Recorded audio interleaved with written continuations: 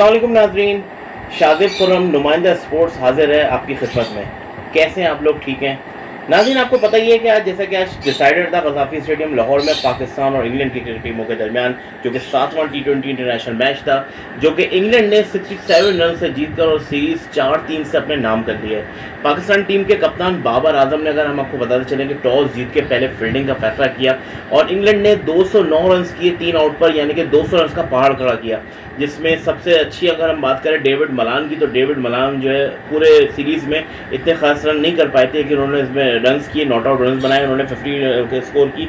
इसी तरह से उनका साथ जो दिया हैरी ब्रुक ने दिया और उन्होंने एक बड़ा टोटल करने में काफ़ी पाकिस्तान के लिए हेल्पफुल रहा है। अच्छा, अच्छी चीज़ ये बताते चले नाज़रीन आपको कि हारिस रऊफ पाकिस्तान की तरफ से, जो कि पूरी सीरीज़ में अच्छी बॉलिंग कर रहे थे, आज भी उन्होंने अच्छी बॉलिंग करी, बहुत इकोनॉमिकल रहे, लेकिन वो बात ये कि विकेट नहीं ले पाए इंग्लैंड की, और इंग्लैंड ने 210 रन का पाकिस्तान को हदफ दिया और वही हुआ जिसका हमें डर था।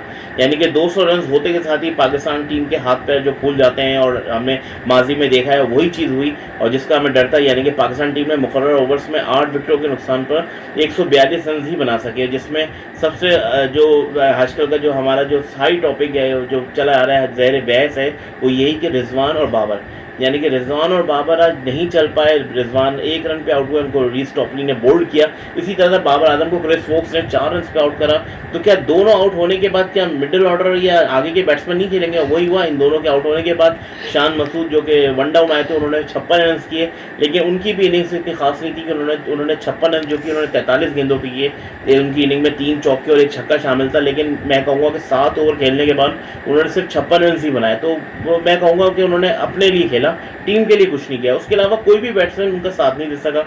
अगर हम बात करें खुर्जिल शाह की, तो उन्होंने 27 रन बनाए और इफ्तिखार 19 रन बनाए। उसके अलावा कोई भी बैट्समैन डबल फिगर में दाखिल नहीं हो सका और पाकिस्तान टीम ने 8 विकेटों के नुकसान पर 142 रन बना सकी और 67 रन से इंग्लैंड की गोद में ही फतह डाल दी। इंग्लैंड 4-3 से सीरीज जीत के आज रात अपने घर वापस अपना घर यानी कि इंग्लैंड वापस रवाना हो जाएगा। इसी जैसे अगर हम बात करें पाकिस्तान की आगे की सीरीज की, तो पाकिस्तान ने ट्राई नेशन सीरीज खेलनी है न्यूजीलैंड में, जहाँ पे न्यूजीलैंड, बांग्लादेश और पाकिस्तान की टीमें शामिल होंगी। उन तीनों टीमों में न्यूजीलैंड की ट्राई सीरीज में शिरकत के लिए पाकिस्तान टीम आज रात ही जो है लाहौर से रवाना हो जाएगी न्यूजीलैंड के लिए, और कल वो लोग पहुंच भी जाएंगे इंशाल्लाह। और जुम्मे को पहला T20 जो कि पाकिस्तान और बांग्लादेश के दरमियान है, वो स्टेडन पार्क में खेला जाएगा। आगे अपने प्रोग्राम में आगे आपको अपडेट कर देंगे पाकिस्तान टीम के हवाले से। अब देखते हैं कि पाकिस्तान टीम आगे क्या कर पाती है ट्राई नेशन सीरीज में न्यूजीलैंड की।